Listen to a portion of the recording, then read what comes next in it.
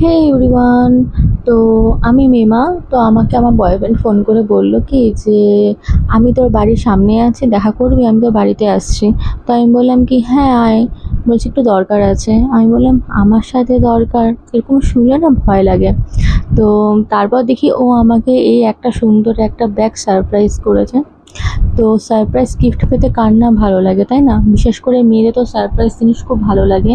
বয়ফ্রেন্ডের কাছ থেকে পাওয়া জিনিসগুলো মানে তাদের কাছে খুব স্পেশাল। তো আমার কাছে ওর দেওয়া যে কোনো জিনিস আমার কাছে অনেক মূল্যবান। তো যাই হোক, এই ব্যাগটা ও আমাকে দিয়েছে। ও আমাকে আরও অনেক ব্যাগ কিনে দিয়েছে আগে। এছাড়া আমিও মার্কেটে গেলে ব্যাগ কিনি, আমার ব্যাগ খুব পছন্দ। তো ও এই জিনিসটা ভেবে আমার জন্য যে একটা ব্যাগ গিফট করেছে, এটা আমি সত্যি খুব হ্যাপি হয়েছি। Thank you so much. ও আমায় কোনো কিছু দিলে না আমি ভীষণ হ্যাপি হই। তো তোমাদের কেমন লাগলো জানিও।